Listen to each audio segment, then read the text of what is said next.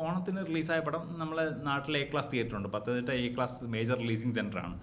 നമ്മൾ പപ്പേഴ്സിൻ്റെ ഓഫീസ് കൊണ്ട് ഭയങ്കര കിടിലം പടം, തിയേറ്റർ എക്സ്പീരിയൻസ് വൻ കിടിലം.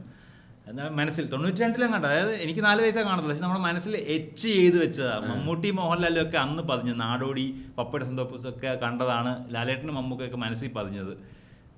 2 പടത്തിലും കുട്ടികളുമായിട്ടുള്ള ഇൻട്രാക്ഷൻ ഭയങ്കര ഇമ്പോർട്ടൻ്റ് ആണ് ഈ 2 സിനിമയിലും. അപ്പോൾ ഇതായിരിക്കും ചിലപ്പോൾ എനിക്ക് അവരോടുള്ളൊരു എൻ്റെ ഫാസിനേഷൻ അട്രാക്ഷനൊക്കെ.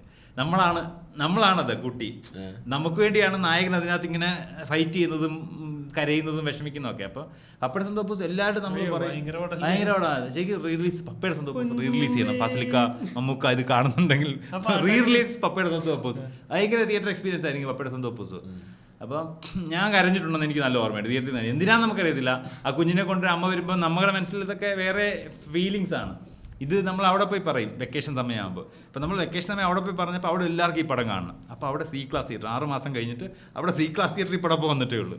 അങ്ങനെ എന്നത്തെ രീതി A class theatre, B class theatre, പിന്നെ C ക്ലാസ് തിയേറ്റർ. ചിലപ്പോൾ 1 വർഷമൊക്കെ എടുക്കും C ക്ലാസ് തിയേറ്ററിൽ ഈ പടം വരണമെങ്കിൽ. അപ്പോൾ ഞങ്ങൾ ഇവിടുന്ന് ഓണത്തിന് കണ്ട പടം ഞങ്ങൾ വെക്കേഷനും അവിടെ വന്നിട്ടേ ഉള്ളൂ. അപ്പോൾ അവിടെ പോയി എല്ലാവരും പറഞ്ഞിളക്കി. അമ്മയുടെ അച്ഛൻ അന്ന് ഹോട്ടലിൽ ബിസിനസ് ഉള്ള ആളാണ്. അപ്പോൾ പുള്ളിക്കാരൻ വൈകിട്ട് വരുമ്പോൾ പുള്ളിക്കാരൻ ഇപ്പോൾ പിള്ളേർക്ക് സിനിമയ്ക്കൊക്കെ പറഞ്ഞ് പുള്ളിയെ ഇളക്കി എല്ലാത്തിനെയും കൂടെ ഒരു 10 പിള്ളേരെയും തള്ളമാരെ എല്ലാത്തിനും ഇളക്കി സിനിമയ്ക്ക് കൊണ്ടുപോകാം. അപ്പം അന്ന് ജസീം എന്ന് പറഞ്ഞ കസിൻ, മാഹിന ഞങ്ങൾ വിളിക്കുന്ന എൻ്റെ ചങ്ക് കസിൻ എന്ന് പറയുന്നത്, അപ്പോൾ ഗൾഫിലാണ്, 3 പിള്ളേരൊക്കെ ഉണ്ട് കാണുന്നുണ്ട്. അവരെ തിയേറ്ററിനകത്തോട്ട് ഇങ്ങനെ കയറ്റിയിട്ട് അവനിങ്ങനെ തിയേറ്റർ നോക്കിയിട്ട് എന്തൊരു വലിയ TV ആയി ഇതിനകത്ത്. അവരെ സംബന്ധിച്ച് TV ആണ് സിനിമ കാണുന്ന സ്ഥലം.